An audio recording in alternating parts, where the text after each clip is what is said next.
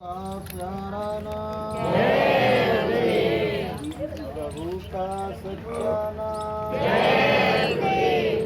प्रभु का जागृत नाम जय गुरुदेव।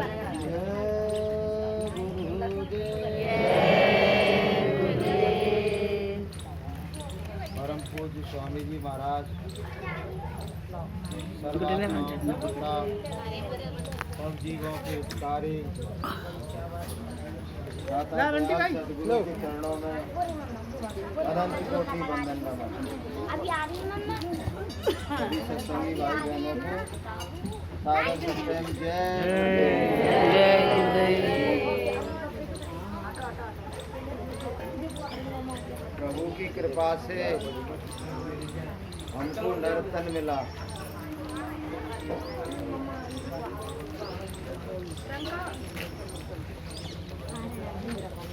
परमात्मा ने अपनी कृपा की, दया करके हमारी पुकार सुनकर उन्होंने हमको बोलो नहीं, कोई बात नहीं करो, बिल्कुल को दे दिया। पानी बंद करो, अब हो गया। और हमारे संचित कर्म, संचित पुण्य कर्मों का जब उदय हुआ, पुण्य पुंज बिन मिले न संता, तो संचित पुण्य हमारे इकट्ठे हुए तो ऐसा संयोग बना कि हमको सतगुरु मिल गए। पुण्य पुंज बिन मिलहि न संता और सत्संगति संस्कृति कर अंता। संतों की संगति संस्कृति का विनाश करती है। संस्कृति क्या है? हमारे ऊपर परमात्मा ने एक बहुत बड़ा रोग लगा दिया जिसका नाम है भवरोग। वो भवरोग कैसा है कि जिसके ऊपर भवरोग लगा हुआ है उसको बार बार इस संसार में आना पड़ेगा और बार बार उसको मरना भी पड़ेगा। बार बार जन्मना पड़ेगा और बार बार उसको मरना पड़ेगा। और इसका छुटकारा कब होगा? जब आपको सच्चे सद्गुरु मिल जाएंगे। सच्चे सद्गुरु हमारे भवरोग का निदान करते हैं। परमात्मा भी इस रोग का निदान नहीं करता है। अगर परमात्मा इस रोग का निदान कर देता तो अनंत समय हमको सत्यलोक से आए हुए हो गया, लेकिन परमात्मा ने तो किया नहीं। परमात्मा तो क्या करता है? परमात्मा का कार्य क्या है? अपनी सृष्टि का नव सृजन करना, पालन करना और श्रृंगार करना। परमात्मा का काम है जीव को उसके कर्मों की सजा देना। परमात्मा ने स्वयं कहा जब वो दुनिया में आए कि काल रूप में तिन कर भ्राता और शुभ और अशुभ कर्म फल दाता। हे जीव, मैं काल रूप हूँ, मैं किसी का सगा नहीं हूँ, मेरे लिए सब बराबर है। लेकिन हाँ, इतना जरूर है कि मनुष्य को मैंने विशिष्ट खूबियों से बनाया है, इसलिए सारे जीवों में मुझे मनुष्य प्रिय लगता है। कि सब मोहे प्रिय सब मम उपजाए और सबसे अधिक मनुज मोहे भाए। सबसे प्रिय मुझे मनुष्य लगते हैं, लेकिन वो मनुष्य भी अगर बुरे कर्म करते हैं, खोटे कर्म करते हैं, शराब पीते हैं, कबाब खाते हैं, मेरी सृष्टि का विनाश करते हैं, मेरे नियमों का पालन नहीं करते हैं, तो मैं मनुष्यों को भी घोर से घोर सजा देता हूँ। दुनिया में जितने दुख हैं जितने कष्ट हैं ये कुछ नहीं है परमात्मा की सजा के आगे। उसने ऐसे ऐसे मंडल बना रखे हैं, ऐसे ऐसे नरक मंडल बना दिए हैं कि उसमें वो डाल देता है और तरह तरह की सजा उन जीवों को देता है। तो परमात्मा का विधान तो बहनों ये है कि जीव को पैदा करना और उसके दुनिया के जब से वो पैदा होता है तब से लेके मृत्यु तक के कर्मों का हिसाब रखना, दूतों के द्वारा उनको नोट कराना और उसके बाद कर्मों के हिसाब से उसको अगला जीवन देना। तो इस विधान में कहीं मुक्ति का विधान तो है ही नहीं है। गुरु महाराज कहते हैं कि जब ये सृष्टि बनी तो उसने अपने मुख से 1,00,000 श्लोक बोले, 84,000 कर्म कांड, 16,000 ज्ञान कांड और 4,000 उपासना कांड। तो इसमें कहीं मुक्ति का कांड ही नहीं है। कर्म कांड ये है कि ये करोगे तो ये मिलेगा, ये करोगे तो ये मिलेगा। और ज्ञान कांड ये है कि ये सृष्टि कैसे बनी और इसका संचालन कौन कर रहा है और क्या करने से क्या मिलता है। और उसने जो उपासना कांड बनाए उसमें सबरी उपासना अपनी बना दी कि आप इस तरीके से मेरी उपासना कर सकते हो। तो उसने सत्यलोक की बात कही नहीं, छुपा लिया उसने जीवों से कि तुम्हारा देश सत्यलोक है, तुम्हारा घर मुकामे हक है, सचखंड है।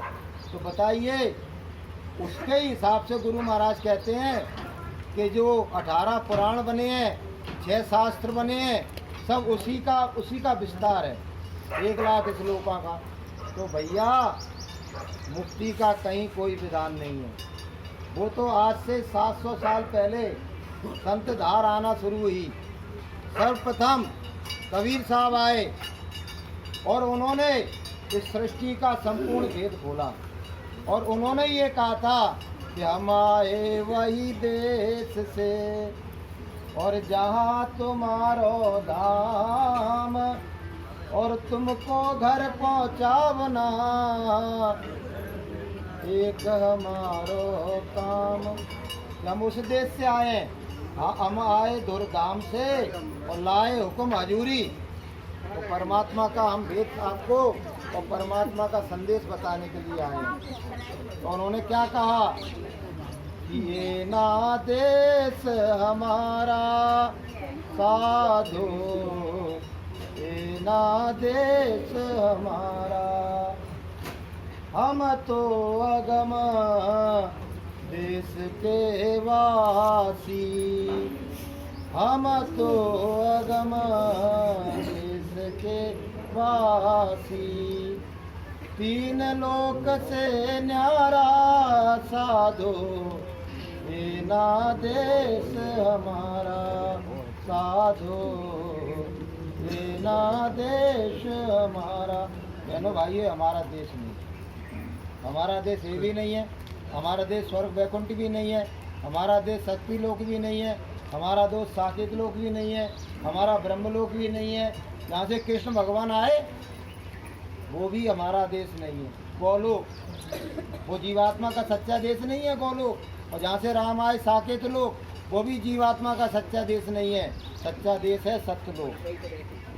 तो ऐसे जब सतगुरु हमको मिल जाएंगे, जिनको मिल गए उनका बड़ा सौभाग्य है कि कम से कम उनको अपने सच्चे पिता का भेद तो मालूम हुआ, कम से कम उनको ये बात तो पता चली कि जिस सृष्टि में हम रह रहे हैं वो हमारा देश नहीं है। और ये रास्ता भी तो पता चला कि जिस रास्ते पर चल के हम अपने देश जा सकते हैं।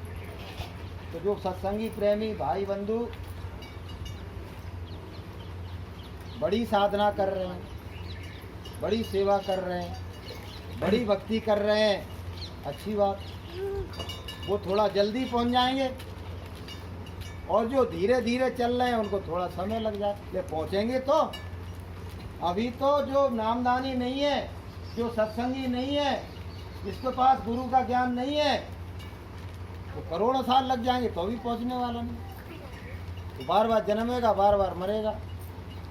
तो हमारे लिए ये तो हो गया कि एक जन्म नहीं तो दो जन्म, और दो जन्म नहीं तो तीन जन्म, और तीन जन्म नहीं तो चार जन्म। कि प्रथम जन्म गुरु भक्ति कर, और जन्म दूसरे नाम, और तीसरे में मुक्ति पद, और चौथे में निज धाम। तो 200-300 साल में अपने घर तो पहुंच लोगे। और यदि आप ये चाहते हो कि नहीं भैया 200-300 साल भी थोड़ी ज़्यादा लग रही है, तो एक जन्म का भी रास्ता है। वो रास्ता क्या है कि तन मन धन करो कुर्बानी, भजन करो तन मन धन कर कुर्बानी भजन, चोला मिला इंसानी भजन करो, चोला डालो थोड़ा, हो जाएगी मेहरबानी भजन करो,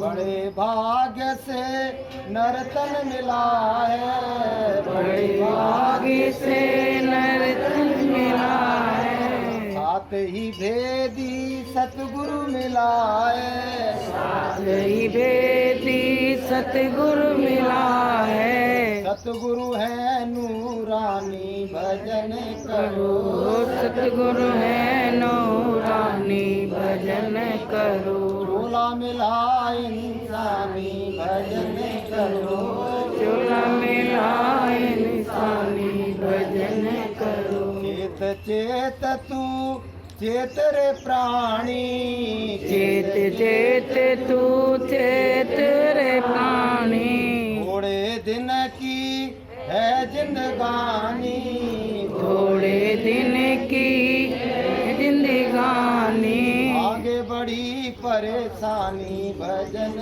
करो, आगे बढ़ी परेशानी भजन करो, चोला मिला इंसानी भजन करो, मिला इंसानी भजन करो। भगवान ने आपको मनुष्य बना दिया। मनुष्य बनाने का ध्येय ये होता है कि अब की बार भगवान ये कह के भेजता है कि मैं तुझको इंसान बना रहा हूँ, और जो मैंने किसी भी जीव को अधिकार नहीं दिया, यहाँ तक कि देवी देवताओं को अधिकार नहीं दिया, और यहाँ तक कि परमात्मा को भी अधिकार नहीं है वो सत्यलोक जाने का और जीवात्मा को जगाने का, वो अधिकार है इंसान मैं तुझको दे रहा हूँ। तो अब की बार ये करना, किसी भेदी, किसी ज्ञानी, किसी सुजाता जिसकी जीवात्मा की आँख खुली हो, जिस जीवात्मा का कान खुला हो, जो परमात्मा के धाम में नित्य आता हो और नित्य जाता हो, ऐसे सतगुरु की शरण में चला जाना, परमात्मा का भेद जान लेना, और तुझे जंगल जाना नहीं है, और तुझे साधु बनना नहीं है, और तुझे अपने घर में दिन में दुकान दफ्तर खेती का काम करना है मेहनत और ईमानदारी के साथ। और दूसरा काम क्या करना है, भोजन को तो सभी को करना पड़ेगा क्योंकि कलयुग में अन्न में प्राण है, लेकिन उसमें क्या करना है अपन को, उसमें भक्ष्य और अभक्ष्य का ध्यान रखना है। क्या खाने योग्य है और क्या खाने योग्य नहीं है, इसका ध्यान रख के हमको भोजन करना है। तो इसको आप समझ लो, मेहनत और ईमान की कमाई,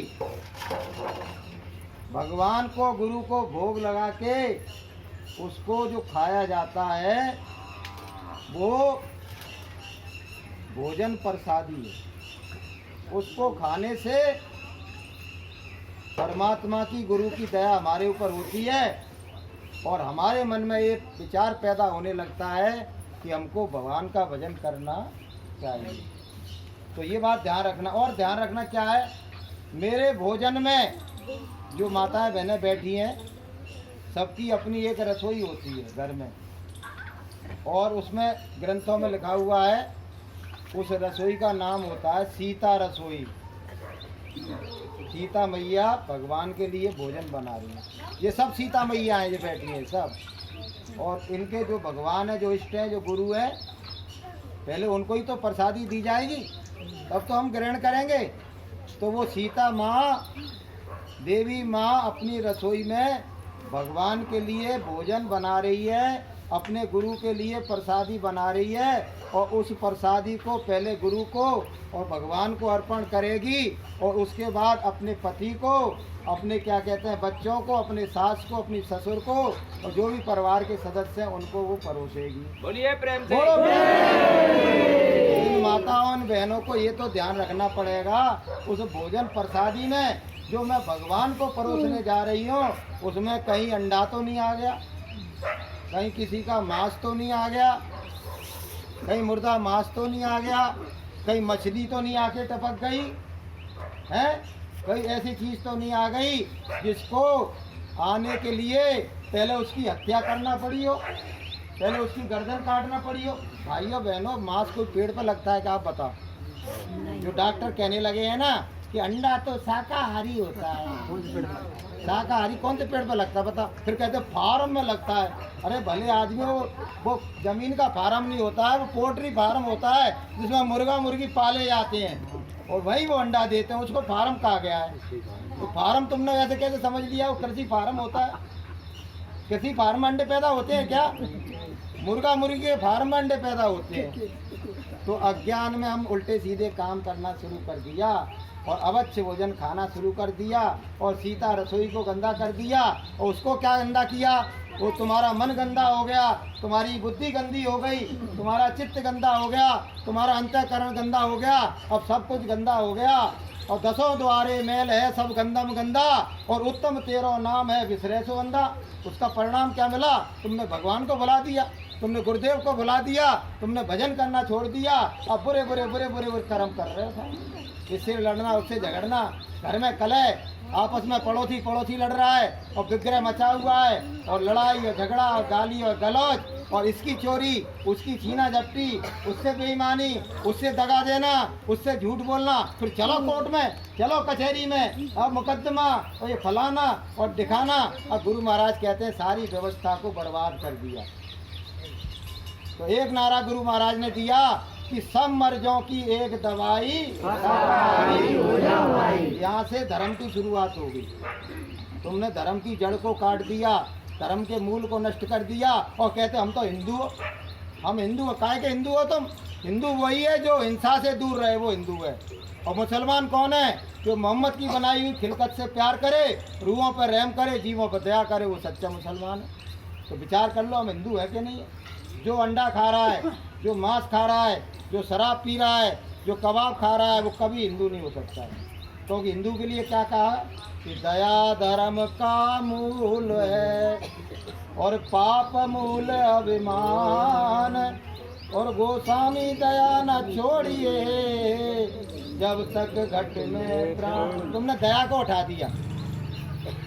जैसे वे किसान होते हैं ना, पहले जमीन पत्थर होती है तो कहते भैया इसमें कुछ पैदा नहीं होगा, पहले इसको सॉफ्ट करो, इसको मुलायम करो, इस पर क्या कहते हैं वो पटेला होता है, क्या होता है वो चला जाता है, तब जाके तो उसमें बीज डाला जाता है। तो हमारा जब हृदय पत्थर के समान कठोर हो गया, क्रूर हम निर्दयी हो गए, तो क्या लिखा हुआ है रावण में कि तामस मन करई नर और जप तप यज्ञ व्रत दान और देव न वर्ष धरणी पर और भय न जामई धान। अगर तुम्हारा हृदय पत्थर के समान कठोर है, तुम जानवरों के प्रति, इंसानों के प्रति और क्रूर और निर्दयी हो गए हो, चाहे भागवत करा लेना, चाहे राम कथा करा लेना, चाहे हवन करना और चाहे यज्ञ करना, चाहे जप करना, चाहे तप करना, चाहे धुनी रमा लेना, परमात्मा लिखने वाला नहीं है तुम्हारे एक भी कर्म को, क्योंकि तुम्हारा हृदय पत्थर के समान कठोर हो गया है। इसलिए सबसे पहला काम ये है कि हमको शाकाहारी रहना है। बाबा जी का कहना है शाकाहारी रहना है, कभी न खाना मदरा मांस जब तक रहे आखिरी सांस, हाथ जोड़कर विनय हमारी हो जाओ सब शाकाहारी, मानवता का कर दिया नाश बाबा जी तो बचा रहे हैं, शाकाहारी बना रहे।